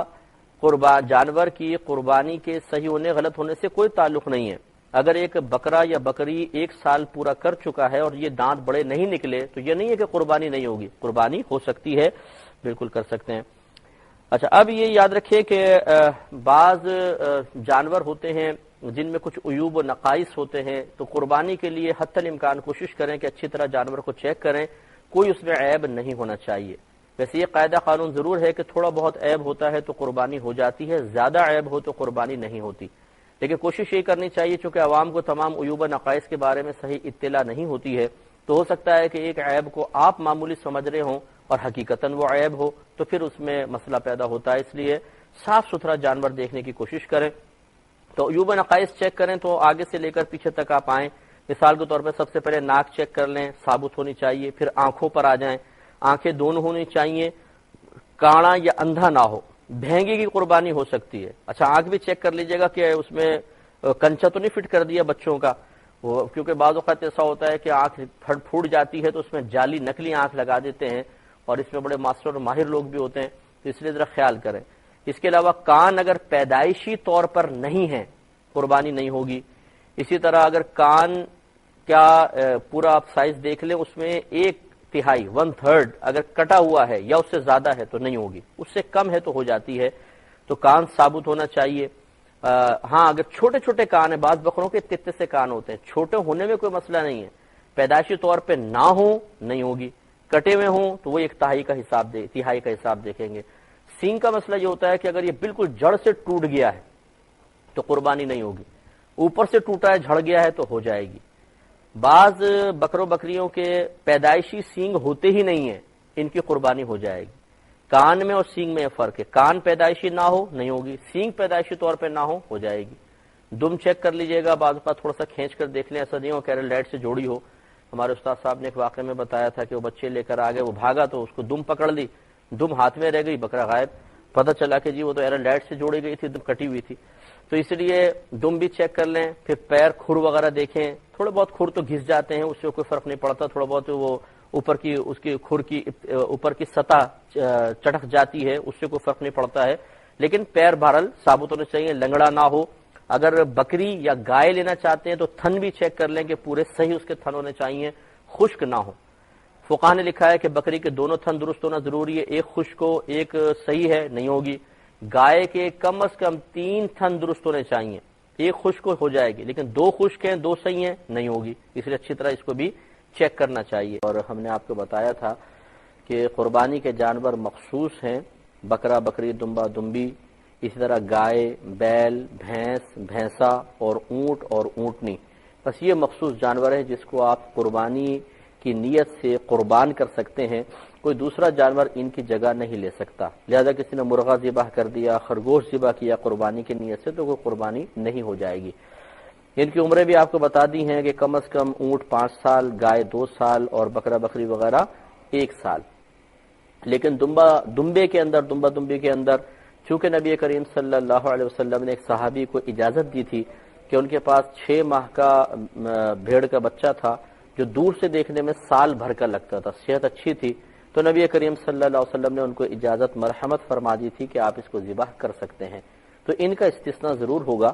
لیکن چونکہ یہ ایک خلاف عقل مسئلہ ہے، خلاف عقل اس اعتبار سے کہ یوں سمجھ لیں کہ چونکہ نبی کریم صلی اللہ علیہ وسلم نے بکرا بکری دمبا دمبی میں پہلے 1 سال کی عمر کو بطور معیار مقرر کر دیا ہے، یہ قیاس ہے اور یہ حدیث میں آیا صراحتاً۔ اب اس کے خلاف جب نبی کریم صلی اللہ علیہ وسلم نے ایک مخصوص جانور میں اس اصول کو ختم فرما دیا ہے تو تو عقل اس اصول کو ختم کرنے کے سلسلے میں جو اصل حکمت اس کے پیچھے کار فرما تھی اس کا صحیح طریقے سے ادراک نہیں کر سکتی، جان نہیں سکتی ہے۔ جب ایسا مسئلہ ہو کہ شریعت کوئی بات بیان فرمائے اور عقل اس کے ادراک سے قاصر آ جاتی ہے تو عموماً اس کو خلاف معقول مسئلہ کہتے ہیں۔ تو خلاف عقل یا خلاف معقول سے مراد یہ نہیں کہ بیکار قسم کا مخدوش قسم کا مسئلہ، یہ نہیں ہوتا، بلکہ یہ ہوتا ہے کہ ہماری عقل اس کے پیچھے، اس حکم کے پیچھے جو حکمت کار فرما ہے وہاں تک نہیں پہنچ پاتی، یعنی ہماری عقل میں قصور ہے، کمی ہے۔ اور جب کوئی اس طرح کا مسئلہ ہوتا ہے تو پھر وہ جس جگہ پر، جس مقام پر، جس چیز کے ساتھ مخصوص کیا گیا اسی کے ساتھ خاص رہتا ہے، اس پر ہم کسی اور چیز کو قیاس نہیں کر سکتے۔ لہذا آپ کو یہ نہیں کہہ سکتا کہ دیکھو سرکار صلی اللہ علیہ وسلم نے جب دمبے کے بارے میں فرمایا کہ 6 ماہ کا ہے لیکن دور سے دیکھنے میں سال بھر کا لگتا ہے، تو بکرے کے لیے بھی یہ حکم ہوگا کہ وہ 6 ماہ کا ہو اور دور سے دیکھنے میں سال بھر کا لگے تو بکرا ذبح کر لو۔ اسی طرح گائے کے لیے بھی ہوگا کہ اگر 1 سال کی ہے لیکن دور سے دیکھنے میں 2 سال کے لگے تو ذبح کر لو۔ ایسا نہیں ہو سکتا ہے، یہ حکم صرف دمبے کے ساتھ خاص رہے گا، باقی سب کی عمروں کا لحاظ کرنا ہوگا۔ عیوب و نقائص میں آپ کو سب خدمت میں عرض کر چکا ہوں کہ آپ پورے جانور کو اچھی طریقے سے چیک کر کے اس کے بعد لیں۔ فربا جانور، موٹا تازہ جانور اگر آپ افورڈ کر سکتے ہیں، بہت زیادہ بیجا مطلب دکھاوے کی نیت سے، فخر کی نیت سے نہیں ہونا چاہیے، نام و نمود کے اعتبار سے۔ اگر کوئی واقعی کچھ سیٹھ صاحب مثال کے طور پہ 25 لاکھ کی گائے لے کر آتے ہیں تو ہمیں ان پہ بدگمانی بھی نہیں کرنی چاہیے کہ دیکھو جی دکھاوے کے لیے 25 لاکھ کا جانور خرید کے لے آئے، ٹھیک ہے ان کی مرضی، وہ اللہ تعالیٰ کی رضا کے لیے بڑا جانور لائے تو بہت اچھی بات ہے، ہمیں بدگمانی نہیں کرنی چاہیے۔ لیکن ہر شخص خود اپنی نیت کا محاسب ضرور بنے کہ میں کیوں یہ جانور لے رہا ہوں۔ واہ واہ نہیں ہونی چاہیے، کسی کو نیچا دکھانا مقصود نہیں ہونا چاہیے، فخر نہ ہو، اخبار میں تصویر کھنچوانا مقصود نہ ہو، اللہ کی رضا کی خاطر جانور قربان کرے، بس ایسا ہی ہونا چاہیے۔ چنانچہ اگر رضا الہی مقصود ہو تو جتنا اچھا جانور لے سکتے ہیں وہ لے، کہ یہ جانور جو ہیں بروز قیامت ہمارے لیے پل صراط پر سواریاں بنیں گی، یعنی ان پہ سوار ہو کے اللہ تعالی ہمیں گزرنے کی توفیق عطا فرمائے گا۔ لیکن اب یہ نہ سوچیں کوئی کہ وہ جو ہم بکرا لے کر آئے تھے بڑا کمزور سا تھا اور میرا وزن تو ہے 4 من، تو میں بروز قیامت اس پہ بیٹھوں گا تو پل صراط کے اندر ہی گھس جائے گا، ایسا نہیں ہے۔ وہ قوت و طاقت اللہ تعالیٰ ان کو عطا فرمائے گا۔ لہٰذا بہرحال سرکار نے خود یہی علت بیان کر کے ارشاد فرمایا کہ قربانی کا جانور اچھا اور فربا کرو۔ اب دیکھیں ایک مسئلہ تو یہ ہو گیا واضح طور پر کہ آپ نے جب آپ گئے ہیں تو وہاں پہ اچھی طرح جانور چیک کر کے لے کر آئیں، اچھا جانور خریدنے کی کوشش کریں، کوئی عیب اس میں نہ ہو۔ اب بعض اوقات ایسا ہوتا ہے کہ جب ہم لے آتے ہیں جانور تو گاڑی سے اتارتے ہوئے یا بچے بھگاتے ہیں جانور کو تو اس میں کوئی عیب پیدا ہو جاتا ہے۔ بعض اوقات بوقت ذبح عیب پیدا ہوتا ہے کہ جانور اچھلتا ہے، اس کا سینگ ٹکرا گیا یا بھاگ گئی گائے اور بھاگ رہے اس کے پیچھے، ٹانگ ٹوٹ گئی، سینگ ٹوٹ گیا، تو کیا حکم شرع ہوگا؟ تو اس میں یاد رکھیں کہ پہلے اس مسئلے سے پہلے ایک مسئلہ یاد رکھیں، ہم نے آپ کو بتایا تھا کہ جس شخص میں قربانی کے 3 دنوں میں شرائط پائی جائیں گی اسی پہ قربانی واجب ہوگی، دوسرے شخص پر نہیں ہوتی ہے۔ وہ غنی ہے جو اس کے پاس جو مالک نصاب ہوتا ہے وہ غنی ہوتا ہے، غنی پہ قربانی ہوتی ہے، اور جو مالک نصاب نہیں ہے اس کو شرعی فقیر کہا جاتا ہے، شرعی فقیر۔ لیکن بعض صورتیں ایسی ہوتی ہیں کہ شرعی فقیر پہ بھی قربانی واجب ہو جاتی ہے۔ یہ اس وقت ہوتا ہے جیسے مثال کے طور پہ میں غریب آدمی ہوں، میرے پاس قربانی کا نصاب موجود نہیں ہے تو مجھ پہ قربانی واجب نہیں، لیکن میں نے جیسے تیسے پیسے کہیں نہ کہیں سے جمع کر کے ایک جانور خرید لیا، تو اگر شرعی فقیر قربانی کی نیت سے جانور خریدتا ہے تو اس پر اس مخصوص جانور کی قربانی کرنا واجب ہو جاتا ہے، یعنی واجب ہے کہ اس کو قربان کرے، بیچ نہیں سکتا، رکھ نہیں سکتا، قربانی کرنا پڑے گا۔ اب اس کے بعد اس مسئلے پر آئیے کہ اگر کوئی آپ جانور خرید کر لے کر آئے ہیں اور وہ بدک گیا ہے، اتارتے ہوئے گاڑی سے چڑھاتے ہوئے سینگ ٹوٹ گیا، کوئی عیب پیدا ہو گیا جس سے قربانی جائز نہ رہی، تو غنی کے لیے حکم یہ ہوگا کہ وہ دوسرا جانور لائے، لیکن اس شرعی فقیر کے لیے اجازت ہوگی کہ یہ اسی جانور کو ذبح کر لے، کیونکہ یہ غریب ہے، یہ بیچارہ کہاں سے جانور لے کر آئے گا، تو اس لیے اس کو اور کسی اس میں مکلف بنانا مناسب نہیں ہے۔ دوسرا مسئلہ یہ ہے کہ بوقت ذبح اگر جانور اچھلا اور وہ سینگ ٹوٹ گیا اس کا، یا بھاگی تھی گائے، ذبح کے وقت کی بات کر رہے ہیں، اور کوئی اس میں عیب پیدا ہو گیا، تو یاد رکھیں چاہے غنی ہو چاہے فقیر، ان دونوں کے لیے اب اس جانور کو ذبح کرنا جائز ہے۔ کوئی ضرورت نہیں ہے کہ آپ نیا جانور لے کر آئیں، بلکہ بوقت ذبح جو عیب پیدا ہوتا ہے وہ بالکل سب کے لیے معاف ہوتا ہے۔ ایک مسئلہ تو یہ ہو گیا۔ اب تھوڑا سا اس پہ آ جاتے ہیں کہ مثال کے طور پہ بعض اوقات بکرے یا گائے لے کر آتے ہیں، چوری ہو جاتے ہیں۔ اس میں شرعی طور پہ حکم یہ ہے کہ غنی دوسرا جانور لے کر آئے، اور فقیر بیچارہ جو ہے وہ تو پہلے ہی غریب اور فقیر تھا، اس کا کوئی جانور چرا کر لے گیا تو اللہ تبارک و تعالیٰ اس کو بری ذمہ فرمائے گا۔ وہ اللہ کی بارگاہ میں خالی توبہ، مطلب یہ کہ قربان تو کر نہیں سکتا ہے، احتیاطاً توبہ کر لے، باقی اس کے اوپر نیا جانور لے کر آ کر ذبح کرنا کوئی واجب نہیں رہے گا۔ اچھا، اب بعض اوقات ایسا ہوتا ہے کہ منڈی جاتے ہیں تو ہمارے ہاں یہاں تو یہ طریقہ کار رائج ہے، آپ کے وہاں ہے تو ہمیں نہیں پتا، کہ ایک تو بکرا یا گائے وغیرہ جانور دکھاتے ہیں جی یہ اتنی قیمت کا ہے، اور لوگ قیمت لگا کے کم زیادہ کر کے لے لیتے ہیں۔ بعض اوقات وہ کہتے ہیں کہ وزن کر کے لے لیں، کتنا بھی اس کا وزن ہو، فی کلو مثال کے طور پر جی ہے 1000 روپے کا، اب کتنا بھی اس کا وزن بن جائے تو وہ وزن کر لیتے ہیں، پتہ چلا جی 20 کلو ہے، 20 من ہے، تو فی من مثال کے طور پہ اتنا تھا تو اتنی قیمت بن گئی۔ تو کیا وزن کے ساتھ اس طرح جانور خریدنا شرعاً جائز ہے یا نہیں، اس پہ میں کلام کرتا ہوں، لیکن ایک اور کال لیں گے، حاضر ہوتے ہیں۔ مسئلہ چل رہا تھا وزن کرنے کا، کہ اگر ایک جانور کا اس طریقے سے سودا کیا گیا کہ بھئی ایک جانور کھڑا ہے، کتنے کلو کا ہے یہ بعد میں پتہ چلے گا، یعنی کتنے اس کا کل وزن ہے، لیکن اس کا ہر کلو مثال کے طور پہ طے کیا کہ ہر کلو 500 روپے کا ہے،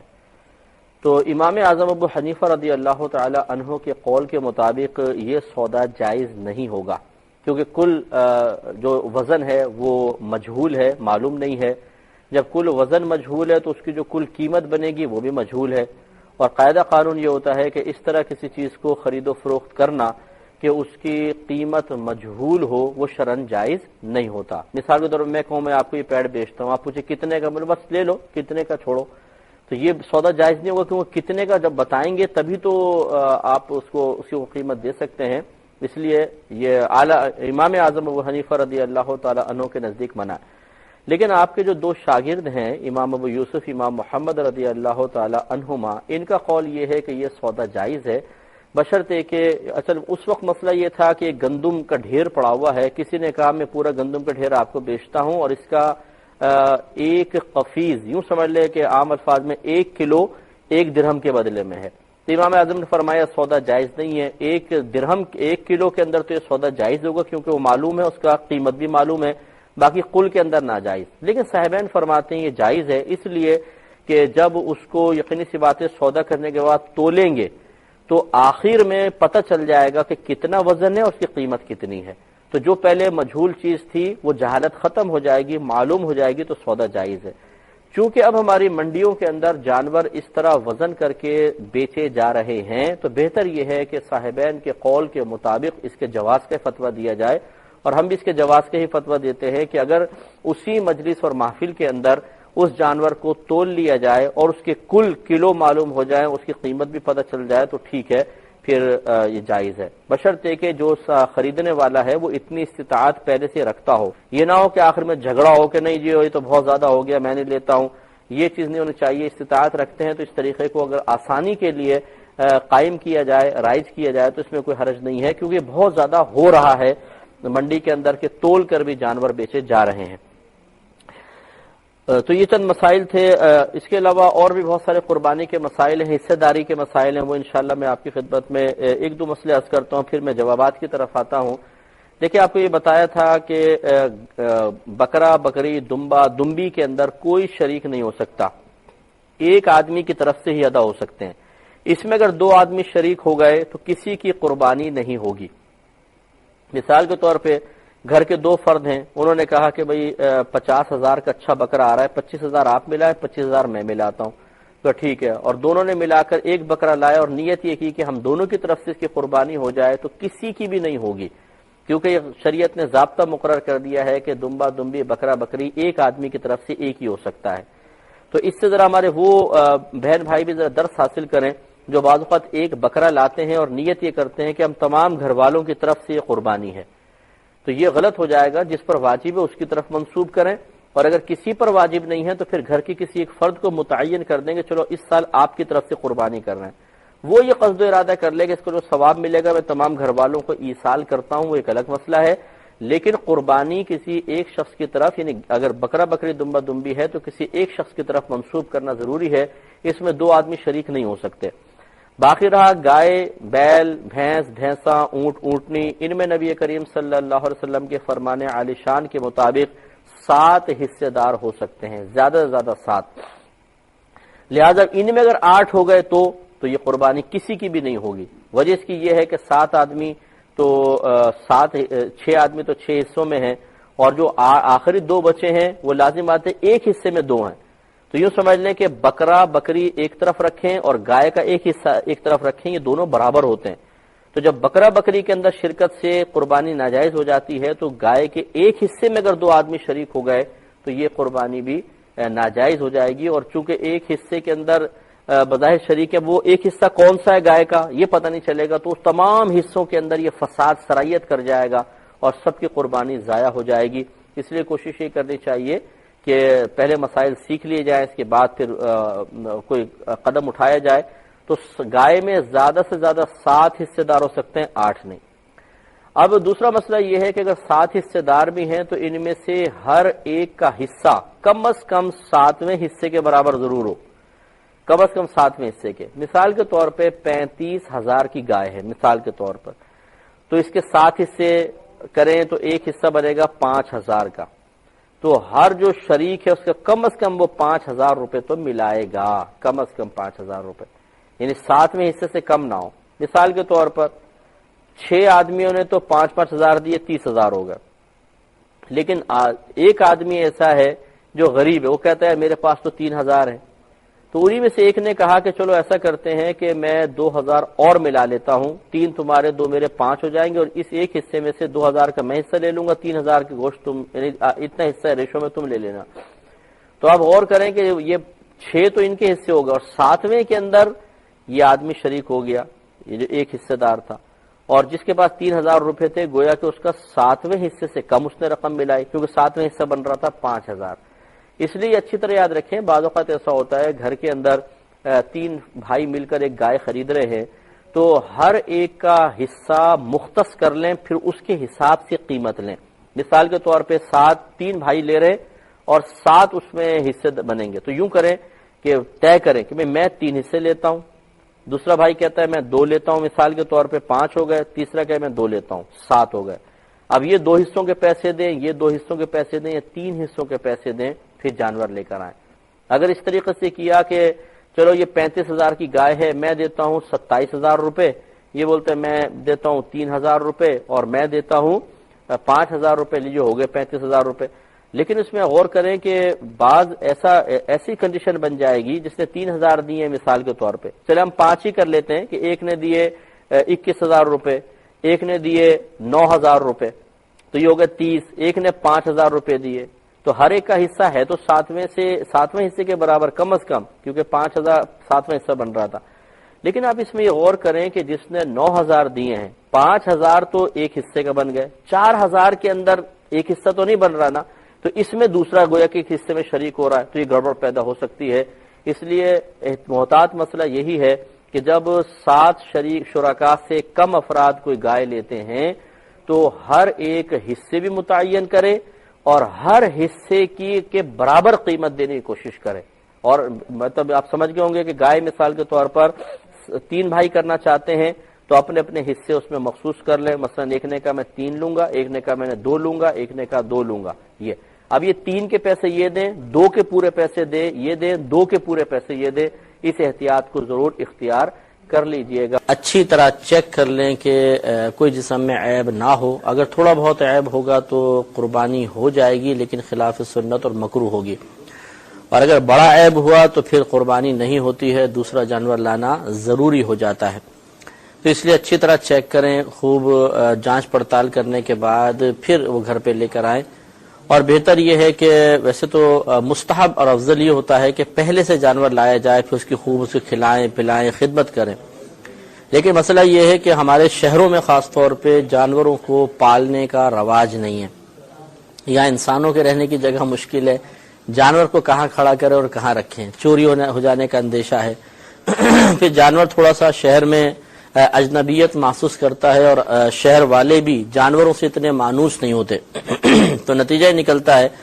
کہ وہ جانور زیادہ پریشان ہوتا ہے، بدکتا ہے، بھاگتا ہے، اور جسمانی عیوب میں مبتلا ہونے کا شدید اندیشہ ہوتا ہے، جس کی بنا پر قربانی کے ضائع ہونے کا بھی اندیشہ ہوتا ہے۔ اسے اچھی طرح چیک کرنے کے بعد اور پھر ایسے وقت میں، شہروں کا خاص طور پر میں عرض کر رہا ہوں، ایسے وقت میں لائیں کہ بس لا کے 2-4 دن کی خدمت ہوئی اور اس کے بعد فوراً کاٹ دینے کا موقع آ جائے۔ باقی ایسے مقامات جہاں پر یا تو شہر میں بھی اگر جانور رکھنے کی جگہ ہے، یا جیسے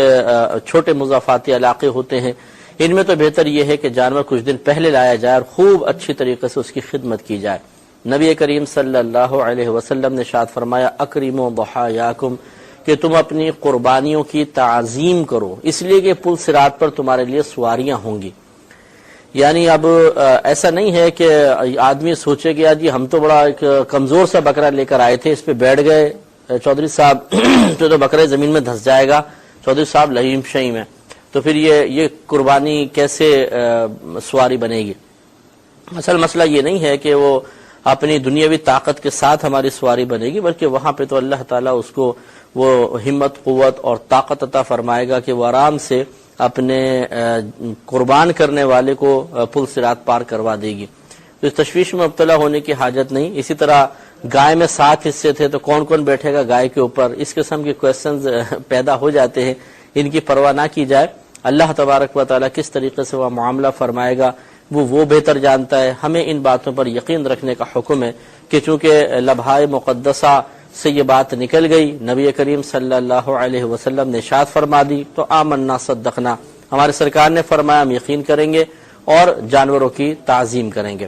تعظیم کرنے کا مطلب انہیں ذرا صاف ستھرا رکھنا، ان کے اگر نہلانے کا موقع ہے، گندگی ہے تو نہلا دیں، ان کو اچھا ہار وغیرہ پہنا کے رکھیں خوبصورت سے، انہیں تنگ نہ کیا جائے۔ یہ بعض نوجوان مطلب بھاگ رہے ہیں، گھسیٹ رہے ہیں اس کو، اور پھر جانور بیچارہ پریشان ہو رہا ہے،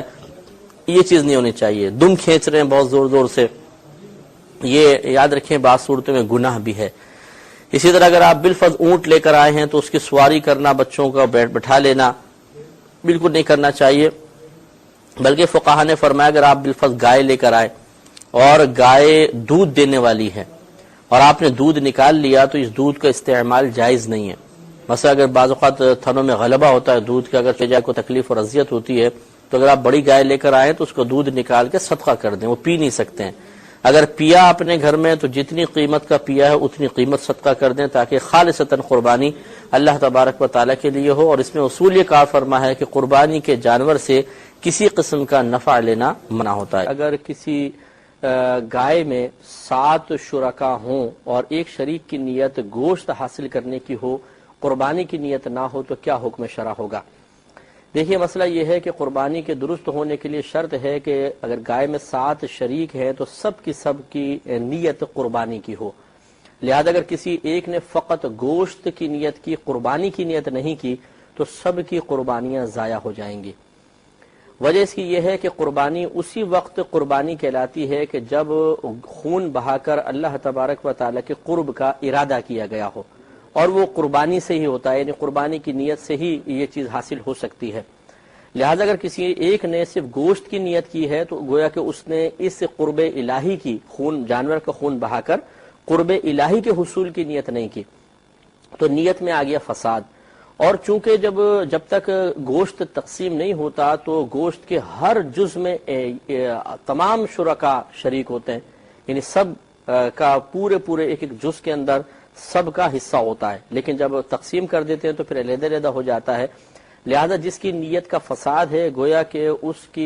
چونکہ اس نے حصہ ڈالا تھا تو یہ فساد تمام حصوں میں سرایت کر گیا، اور جب تمام حصوں میں سرایت کر گیا تو جن کی نیتیں درست ہیں ان کی قربانی کے بھی ضائع ہونے کا حکم دیا جائے گا۔ لہذا بہتر یہ ہے کہ جب آپ قربانی کے شرکا شامل کرتے ہیں تو اچھی طریقے سے اطمینان کر لیں کہ ہر ایک کی نیت قربانی کی ہو، گوشت کی نہ ہو۔ جیسے میں اس کو ایک مثال سے اور سمجھا دیتا ہوں ذرا صورتحال، کہ مثال کے طور پہ آپ نے ایک شخص سے کہا کہ یار تم بھی حصہ ڈال لو، 6 حصے ہو گئے، 1 حصہ رہ گیا ہے۔ وہ جواب دیتا ہے کہ یار دیکھو میں تو بکرے لے آیا ہوں، تو میں تو قربانی میں تو بکروں کی کروں گا، چلو اچھا ایسا کرتا ہوں میں پیسے ملا لیتا ہوں، تو مجھے گوشت دے دینا، میں گوشت لے لوں گا۔ تو اب چونکہ اس کی نیت ہم پر منکشف ہو چکی ہے کہ یہ فقط گوشت کی نیت سے پیسے ملا رہا ہے، قربانی تو یہ علیحدہ بکروں کی کر رہا ہے، تو کسی کی بھی قربانی نہیں ہوگی۔ اس لیے اس میں کوئی مطلب میرے خیال میں مذائقہ نہیں ہے کہ ساتوں شرکاء کی نیت معلوم کر لی جائے کہ بھئی آپ کی نیت قربانی کی ہے نا، وہ ساتوں کہیں گے ٹھیک ہے تو پھر صحیح ہے، آپ کر سکتے ہیں۔ ایک یہ کہتے ہیں کہ جانوروں کے دانت کا مسئلہ کیا ہوتا ہے، یہ ویسے میں بتا چکا ہوں۔ یہ کہتے ہیں کہ کیا اگر کسی جانور کے 2 دانت نہ نکلے ہوں تو اس کی قربانی ہو جائے گی؟ دیکھیں مسئلہ یہ ہوتا ہے کہ جانوروں کے دانت اصل نہیں ہوتے، عمر اصل ہوتی ہے۔ جیسے کہ ہم نے بتایا کہ بکرا بکری دمبا دمبی 1 سال کی کم از کم ہو، گائے کم از کم 2 سال کی ہو، اور اونٹ اور گائے وغیرہ 2 سال کے ہوں، اور اونٹ جو ہیں وہ 5۔ ایک یہ کہتے ہیں کہ جانوروں کے دانت کا مسئلہ کیا ہوتا ہے، یہ ویسے میں بتا چکا ہوں۔ یہ کہتے ہیں کہ کیا اگر کسی جانور کے 2 دانت نہ نکلے ہوں تو اس کی قربانی ہو جائے گی؟ دیکھیں مسئلہ یہ ہوتا ہے کہ جانوروں کے دانت اصل نہیں ہوتے، عمر اصل ہوتی ہے۔ جیسے کہ ہم نے بتایا کہ بکرا بکری دمبا دمبی 1 سال کی کم از کم ہو، گائے کم از کم 2 سال کی ہو، اور اونٹ اور گائے وغیرہ 2 سال کے ہوں، اور اونٹ جو ہیں وہ 5 سال کے ہوں، کم از کم 5 سال کا اونٹ ہونا چاہیے۔ تو اگر یہ قربانی کے ان جانوروں کے دانت نہیں نکلے لیکن عمر مکمل ہو گئی ہے تو بہرحال ان کی قربانی ہو سکتی ہے، اور اگر دانت بھی نکل آئے تو بہت اچھی بات ہے۔ لیکن چونکہ ہمارے عرف میں دانتوں کو بہت زیادہ اہمیت دی جاتی ہے اور عمر والا معاملہ اکثر لوگ نہیں جانتے، اس لیے بہتر یہ ہے کہ آپ دانت بھی دیکھ کر لیں، ورنہ ہو سکتا ہے کہ آپ اس مسئلے پر عمل کرتے ہوئے کہ جو عمر کمپلیٹ ہے آپ گھر پر لے گئے جانور، اور گھر والے سارے ناراض ہو گئے کہ اس کے تو دانت نکلے ہی نہیں ہیں یا پورے بڑے ہوئے ہی نہیں ہیں، اور آپ کم عمر جانور لے آئے، تو یہ فتنہ فساد کی صورت بن جائے گی۔ تو اس لیے بہتر ہے کہ اس قسم کے اختلافات سے بچنے کے لیے آپ دانتوں کا بھی اعتبار کر لیں اور دانت دیکھ کر جانور لے کر آئے۔ بہن نے کوشچن کیا تھا یہ کہ ہم بعض اوقات بزرگوں کی طرف سے قربانی کرتے ہیں، اس کا کیا مسئلہ ہوتا ہے؟ دیکھیے بزرگوں کی طرف سے قربانی کرنا مستحب ہے۔ حضرت علی رضی اللہ تعالی عنہ ایک مرتبہ جانور ذبح کر رہے تھے تو آپ نے ارشاد فرمایا کہ مجھے نبی کریم صلی اللہ علیہ وسلم نے وصیت فرمائی تھی کہ اے علی ہماری طرف سے ہر سال ایک جانور ذبح کرنا۔ تو چونکہ خود نبی کریم صلی اللہ علیہ وسلم نے وصیت فرمائی تو حضرت علی کرم اللہ وجہہ الکریم نبی کریم صلی اللہ علیہ وسلم کی جانب سے قربانی کر رہے تھے، تو معلوم یہ ہوا کہ بزرگوں کی طرف سے قربانی کرنا افضل ہے۔ لیکن اس میں یہ بات ضروری ہے کہ اس پہ توجہ کی جائے کہ اگر ہم پر قربانی واجب ہے تو پہلے ہمیں اپنی طرف سے تو کرنی ہی ہوگی۔ ہاں اگر زائد حصے ہیں تو پھر آپ یقیناً بزرگوں کی طرف بھی منسوب کر سکتے ہیں، لیکن ایسا نہیں کر سکتے کہ مثال کے طور پہ مجھ پہ قربانی واجب ہے، میں سوچوں چلو میں اپنی طرف سے نہیں کرتا ہوں، اس دفعہ قربانی نبی کریم صلی اللہ علیہ وسلم کی جانب سے کر دیتا ہوں، تو اس پر یقیناً نبی کریم صلی اللہ علیہ وسلم کی جانب سے کرنے پر ثواب کا ترتب تو ہوگا، لیکن چونکہ میں نے واجب ادا نہیں کیا، مجھ پہ تو واجب تھی، تو میں گناہگار بھی ہوں گا۔ تو اس لیے بہتر یہ ہے کہ سب سے پہلے یہ دیکھیں کہ ہم پر واجب ہے کہ نہیں، واجب ہے تو اپنی طرف سے تو کرنا ہی ہوگا۔ اب اگر اللہ تعالیٰ نے آپ کو مزید وسعت عطا فرمائی ہے، ہمت عطا فرمائی ہے، تو ضرور بزرگوں کی طرف سے کریں، اس میں بڑا ثواب ہے اور بڑا فیض حاصل ہوتا ہے۔ یہ ہو سکتا ہے کہ آپ مثال کے طور پہ ایک گائے لائیں، ایک حصہ اپنے طرف سے آپ نے کر دیا، اب 6 حصے آپ کے باقی بچے ہوئے ہیں، وہ اپنے کچھ مرحومین کی طرف سے کر دیں، کچھ اپنے بزرگان دین کی طرف سے کر دیں، تو انشاءاللہ بہت ہی برکت کی امید ہے۔ یہ بہن نے کوشچن کیا کہ کیا عید کے دن شادی کی جا سکتی ہے؟ تو جی ہاں بالکل، یہ شادی خوشی کی بات ہے اور عید بھی خوشی کا دن ہوتا ہے، ان میں بظاہر کوئی تضاد نہیں ہے، اور سب سے بڑی چیز کہ شریعت نے اس کو منع بھی نہیں کیا، تو بالکل عید کے دن آپ شادی کر سکتے ہیں، لیکن غالباً کرتا کوئی نہیں ہے، لیکن اگر وہ کرے گا تو بہرحال ہو جائے گی۔ بہن نے فرمایا کہ اگر کسی شخص نے ہمارے پاس کوئی امانت رکھوائی ہو اور وہ امانت رکھوا کے باہر چلا گیا، اب قربانی کے دن آ گئے، تو کیا ایسا ہو سکتا ہے کہ ہم اس کے پیسوں سے قربانی کر لیں اور پھر جب ہمارے پاس پیسے آئیں تو وہ امانت واپس رکھ دی جائے؟ دیکھیے ایسا کرنا شرعاً جائز نہیں ہے۔ جس شخص کے پاس قربانی کے پیسے نہیں ہیں یا وہ تنگ دست ہے تو امانت کے پیسوں سے قربانی نہیں کر سکتا، بلکہ کرے گا تو گناہگار ہوگا۔ شاید آپ کو یاد ہو ہم نے پچھلے پروگرام میں یہ حدیث کریمہ عرض کی تھی کہ ایک صحابی نے عرض کیا رسول اللہ صلی اللہ علیہ وسلم میں کوئی جانور کا قربانی کا جانور نہیں پاتا ہوں، لیکن کسی نے میرے پاس بطور امانت ایک جانور رکھوایا ہوا ہے، کیا میں اسی کو ذبح کر لوں؟ تو سید دو عالم صلی اللہ علیہ وسلم نے فرمایا کہ نہیں، تم 10 دن تک، قربانی کے ابتدائی 10 دنوں تک اپنے ناخن اور بال مت کاٹو، اسی میں اللہ تعالیٰ تمہاری قربانی قبول فرما لے گا۔ تو آپ دیکھیں کہ نبی کریم صلی اللہ علیہ وسلم نے امانت والے جانور جو بطور امانت رکھوایا ہوا تھا اس کی قربانی سے منع فرمایا، لہذا ایسا ہرگز نہ کیا جائے، کریں گے تو گناہگار ہوں گے۔ ایک یہ بہن نے کوشچن کیا کہ کیا قربانی کا گوشت کسی غیر مسلم کو دے سکتے ہیں؟ دیکھیے، بہتر یہ ہے کہ چونکہ یہ قربانی اللہ تبارک و تعالیٰ کا قرب حاصل کرنے کے لیے کی گئی ہے، اس لیے اس گوشت کو مسلمانوں تک پہنچایا جائے، کیونکہ یہ دن اصل میں جو عید بقرعید کا خصوصی دن ہے، یہ اللہ تبارک و تعالیٰ کی طرف سے مسلمانوں کی میزبانی کا گویا کہ دن ہے۔ اللہ تعالیٰ اس میں میزبان ہے اور ہم سب اس میں مہمان ہیں،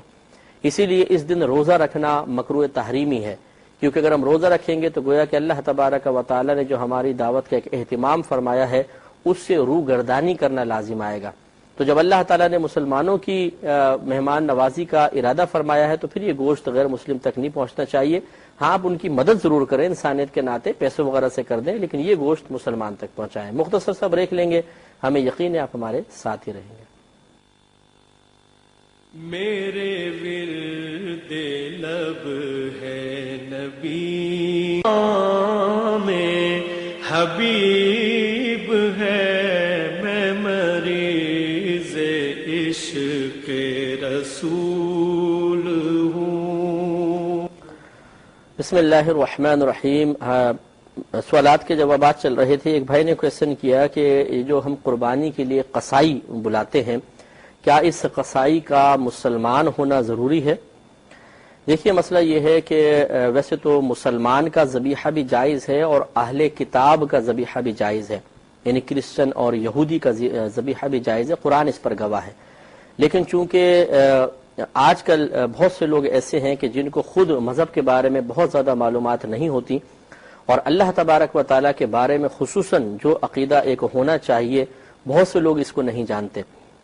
تو اس لیے احتیاط کا تقاضا یہ ہے کہ قربانی کے آج کل کے دور کے اعتبار سے قربانی کے لیے صرف مسلمان کا ہی اعتبار کیا جائے، کہ ہو سکتا ہے کہ غیر مسلم اللہ تبارک و تعالیٰ کے وجود کا منکر ہو، وہ اللہ تعالیٰ کے لیے جو ایک صحیح شرعی تصور رکھنا چاہیے وہ شرعی تصور نہ رکھتا ہو، کیونکہ اس زمانے کے اہل کتاب میں اور آج کے زمانے کے اہل کتاب میں زمین آسمان کا فرق ہے۔ اس لیے بہت بہتر ہے کہ صرف مسلمان قصائی کا ہی انتخاب کیا جائے، غیر مسلم قصائی نہ رکھا جائے۔ ایک بھائی نے کوشچن کیا کہ کیا جانور کو رات میں ذبح کرنا جائز ہے؟ دیکھیے، قربانی کے 3 دن ہوتے ہیں، 10 ذوالحجہ، 11 اور 12۔ ان 3 دنوں میں دن کے اندر قربانی کرنا سنت کریمہ ہے،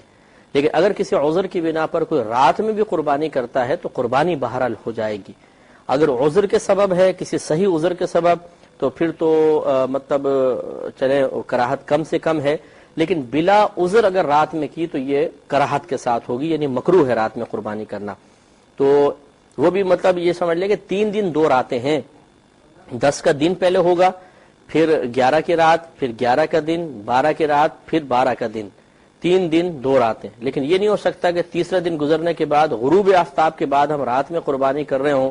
کہ تیسرے دن یعنی 12 کے غروب آفتاب کے بعد تو قربانی کا وقت ہی ختم ہو جاتا ہے، لہذا اس چیز کا ضرور اچھی طریقے سے دھیان رکھا جائے۔ تو ہم آپ کو اپنے مسائل بیان کر رہے تھے کہ قربانی کے جانور میں اچھی طریقے سے عیوب و نقائص دیکھنے چاہیے۔ کان کی بات چل رہی تھی، اگر کسی جانور کے کان پیدائشی طور پہ چھوٹے ہوں قربانی ہو جائے گی، لیکن بالکل بھی نہ ہو نہیں ہوگی۔ بعض اوقات ایسا ہوتا ہے کہ کان ہوتے ہیں لیکن چرے ہوئے ہوتے ہیں، کٹے ہوئے ہوتے ہیں، کوشش یہ کرنی چاہیے کہ بالکل ثابت کان والا جانور لیں، دونوں کان اس کے چیک کریں، یہ افضل اور مستحب ہے۔ لیکن اگر کٹا ہوا ہے، تھوڑا بہت کٹا ہوا ہے تو اس کی قربانی ہو سکتی ہے، لیکن اس میں شرعی اصول یہ ہے کہ آپ یہ دیکھیں کہ وہ کتنا کٹا ہوا ہے۔ اگر تو وہ کان کے تیسرے حصے کے برابر یا اس سے کم ہے تو ہو جائے گی، لیکن اگر اس کا کٹا ہونا تیسرے حصے سے تجاوز کر گیا ہے تو پھر اس کی قربانی نہیں ہو سکتی ہے۔ مثال کے طور پہ 3 انچ کا کان ہے، اگر 1 انچ یا اس سے کم کٹا ہوا ہے تو ہو جائے گی، لیکن 1 انچ سے زیادہ ہے، 1.5 انچ 1.25 انچ ہے تو پھر یہ قربانی نہیں ہوگی۔ اسی میں آپ یہ بھی دیکھ سکتے ہیں ان عیوب و نقائص میں اگر آپ جانور پہلے گھر پر لے آتے ہیں اور ان میں سے کوئی عیب پیدا ہو گیا تو اس جانور کی قربانی نہیں ہوگی۔ تو جو ہم عیب کی لمٹ بتا رہے ہیں کہ بعض صورتوں میں عیب ہوتا ہے تو قربانی ہو جاتی ہے لیکن مکروہ اور خلاف سنت ہوتی ہے، اور بعض صورتوں میں قربانی بالکل ہی ضائع ہو جاتی ہے۔ ان چیزوں کو ذہن میں رکھیں تو آپ اپنے جانوروں کے بارے میں درست انداز سے فیصلہ کر سکتے ہیں۔ دوسرا، پھر اب آپ سینگ کی طرف آ جائیے۔ اگر کسی جانور کے پیدائشی سینگ نہ ہو قربانی ہو جائے گی۔ کان میں اور سینگ میں یہی فرق ہے، پیدائشی کان نہیں ہوں گے عیب ہے، لیکن پیدائشی سینگ نہ ہو کوئی بات نہیں، بے سینگ والے جانور کی قربانی جس کے پیدائشی سینگ نہ ہو سکتی ہے۔ اور دوسرا یہ ہے کہ سینگ تھے لیکن ٹوٹ گئے، تو اب یہ دیکھا جائے گا کتنے ٹوٹے ہیں۔ اگر تو اوپر سے ٹوٹے ہیں، جھڑ گئے ہیں، تھوڑا سا آدھا سینگ ٹوٹا ہے مثال کے طور پر، تو اس کی قربانی ہو جائے گی لیکن خلاف سنت اور مکروہ ہوگی۔ اور اگر بالکل جڑ سے، جہاں جس سر پہ لگا ہوتا ہے یہاں جڑ سے سینگ ٹوٹ گیا ہے، پھر اس کی قربانی نہیں ہو سکتی ہے، یہ قربانی ضائع ہو جائے گی۔ دم کی طرف آ جائیں، دم بالکل ثابت ہونی چاہیے، اور ہر سال تقریباً ہم یہ مسئلہ بیان کرتے ہیں کہ بعض اوقات یہ دم ٹوٹ جاتی ہے، کٹ جاتی ہے تو ایرل ڈائٹ سے جوڑ دیتے ہیں۔ وہ ہمارے استاد صاحب نے ایک دفعہ بتایا کہ ایک جانور لے کر آئے بکرا، تو وہ بھاگا، بچوں نے اس کی دم پکڑ لی، دم ہاتھ میں رہ گئی، بکرا آگے نکل گیا،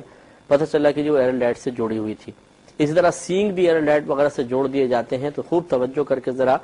دیکھ لیا جائے کہ دم بالکل ثابت ہونی چاہیے۔ اس کے علاوہ اگر آپ مثال کے طور پہ گائے وغیرہ لانا چاہتے ہیں تو اس کے تھن چیک کر لیں کہ تھن جو ہے وہ بالکل کمپلیٹ ہونے چاہیے۔ مثلا اگر آپ بکری ذبح کرنا چاہتے ہیں تو دونوں تھن اس کے صحیح ہونے چاہیے، ایک صحیح ہے ایک خشک، قربانی نہیں ہوگی۔ گائے لے کر آتے ہیں تو گائے میں اگر ایک تھن خراب ہے، 3 تھن درست ہیں، ہو جائے گی، لیکن 2 خراب ہیں، یعنی ہو جائے گی سے مراد خلاف سنت اور مکروہ ہوگی، لیکن قربانی ادا ہو جائے گی، واجب ادا ہو جائے گا۔ اور اگر بالفرض 2 تھن خراب ہیں، 2 تھن درست ہیں، تو پھر قربانی نہیں ہوگی۔ اس لیے گائے اگر لے کر آتے ہیں تو 4 تھن چیک کریں، بالکل صحیح ہونے چاہیے۔ اس کے علاوہ اس کی ٹانگیں وغیرہ چیک کر لیں، لنگڑا جانور نہ ہو، تھوڑا بہت لنگڑا پن ہوتا ہے تو قربانی ہو جاتی ہے، لیکن اتنا لنگڑا جانور کہ خود چل کے قربان گاہ تک نہ جا سکے بلکہ اس کو گھسیٹنا پڑے، اس جانور کی قربانی نہیں ہوتی ہے،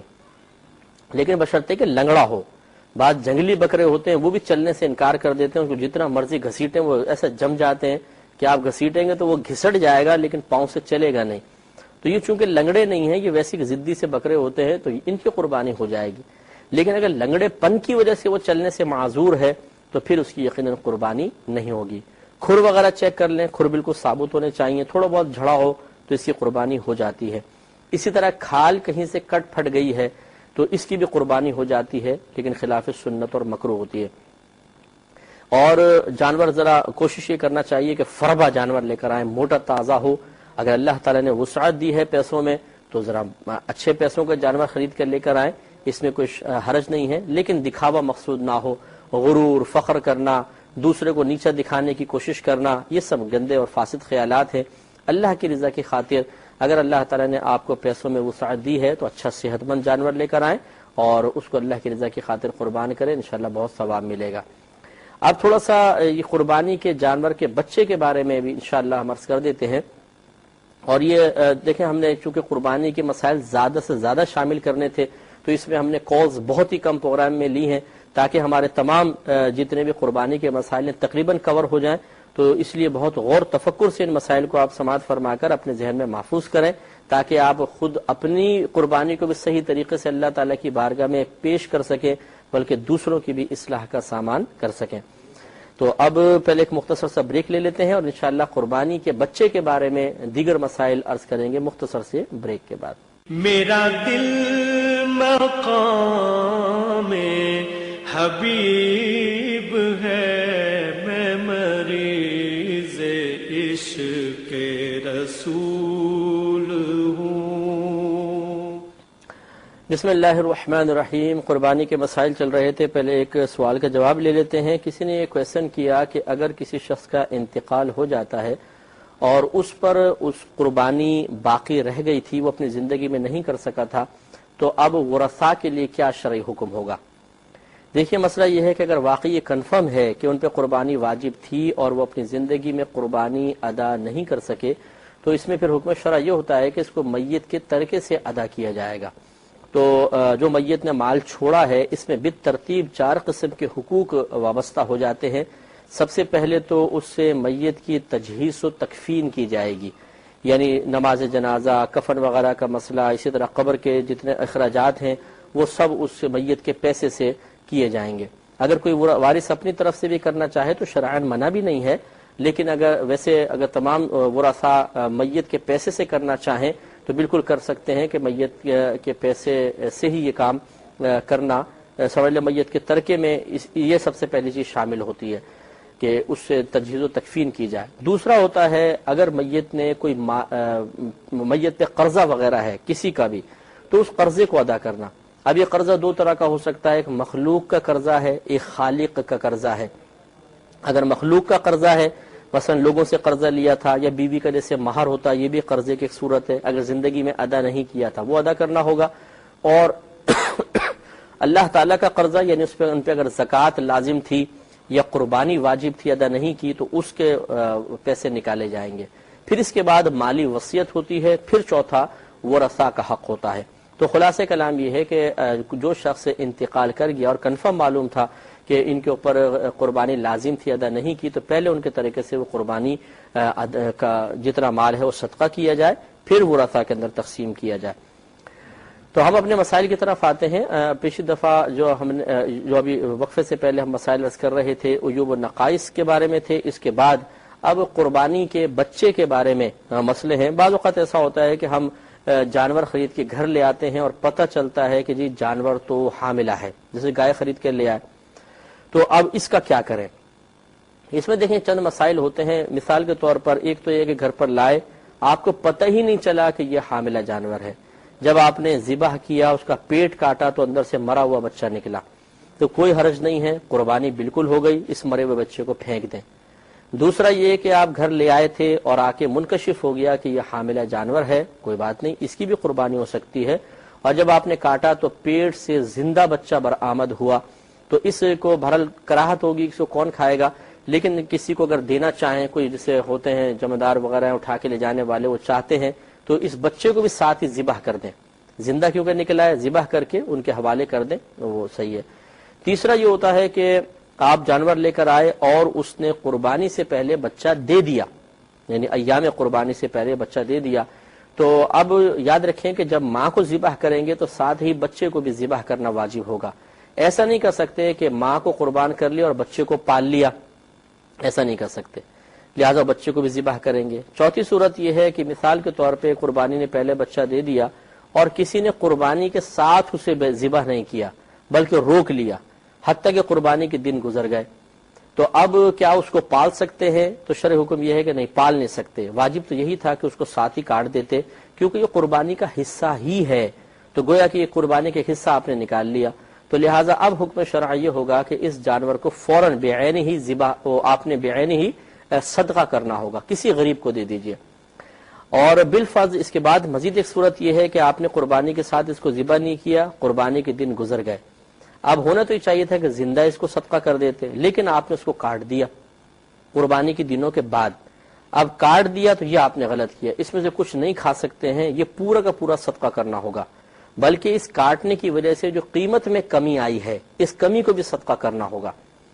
اس کے بعد مزید ایک صورت یہ ہے کہ آپ نے قربانی نے پہلے بچہ دیا، آپ نے نہ کاٹا اور بعد میں بھی وہ زندہ رہا، آپ نے نہ کاٹا نہ اس کو صدقہ کیا، حتیٰ کہ اگلا سال آ گیا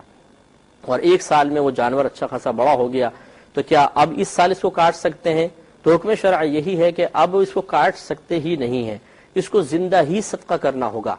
چنانچہ اگر 1 سال کے بعد بھی آپ نے اس کو کاٹ دیا تو اس کو پورا کا پورا صدقہ کرنا ہوگا، اور کاٹنے کی وجہ سے جو قیمت میں کمی آئی وہ کمی بھی آپ کو صدقہ کرنی ہوگی۔ اس کا طریقہ یہ ہوگا قیمت معلوم کرنے کا کہ آپ معلوم کریں زندہ ہو تو کتنی قیمت ہے،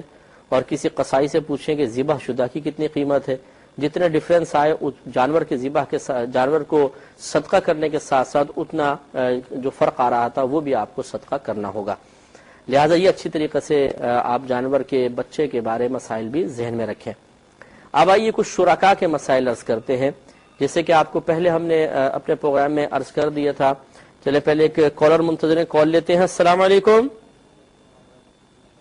السلام علیکم. شاید لائن ڈراپ ہو گئی ہے. تو ہم نے جسے پہلے بھی آپ کو عرض کیا تھا کہ گائے میں اور اونٹ میں زیادہ سے زیادہ 7 حصے دار ہو سکتے ہیں,